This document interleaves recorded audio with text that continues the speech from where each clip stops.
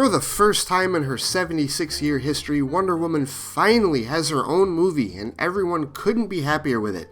Well, most everyone. Since a decent amount of people decided to arbitrarily lose their minds on social media about the movie, this is a good time to clarify some things about what exactly the Wonder Woman movie is doing, and also what it isn't doing, which is just as important in this case. The Wonder Woman movie is completely wiping away any excuses to not make a female-led superhero movie from here on out. There is an audience for it, it is financially viable, it is socially relevant, and it's about time people came to their senses about it. To that end, Wonder Woman has also raised the bar for what will be the next highly anticipated female-led superhero movie, Captain Marvel, in 2019. No pressure on Brie Larson, but plenty on Marvel Studios to now make a movie that is at least close to the level of Wonder Woman, even if Carol Danvers as a character isn't nearly on the level of Diana of Themyscira. Wonder Woman has also brought long-awaited critical acclaim to the DC Extended Universe. For the first time in the franchise's history, they made a movie that wasn't polarizing in a major way between fans, critics, and bloggers. No, an overwhelming majority definitely likes this one.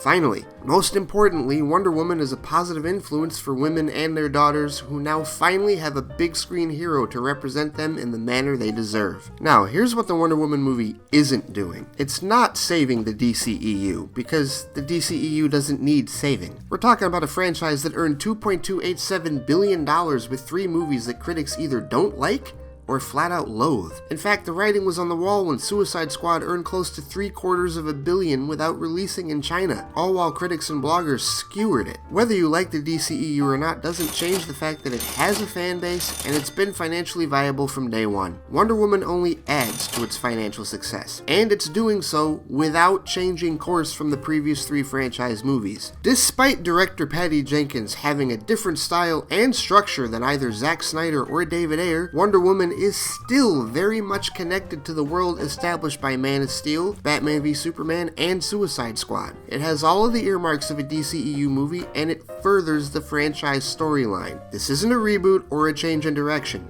This is moving the franchise forward, despite the hatred that has been constantly spewed at it. Finally, Wonder Woman is not a less deep or thematically void movie, and it does not betray the themes and depth of the other DCEU movies. As I said before, it has all of the DCEU movie earmarks and Easter eggs for the comic fans. It's filled with real-world parallels that are applicable today. It shows us the world from the eyes of the regular human beings and not just the heroes. And also, true to DCEU form, it's dark and brutal in certain places when it needs to be. Just because it is structured differently than the other franchise films doesn't make it any less poignant or thematically strong in its storytelling. At any rate, I hope that this clears up any confusion about the great success that Wonder Woman is having at the box office and what it actually means in the grand scheme of things. With that in mind, I will just extend my great thanks to Patty Jenkins, Gal Gadot, and the rest of the cast and crew for Wonder Woman for making what is arguably the best and most important superhero origin movie of our time.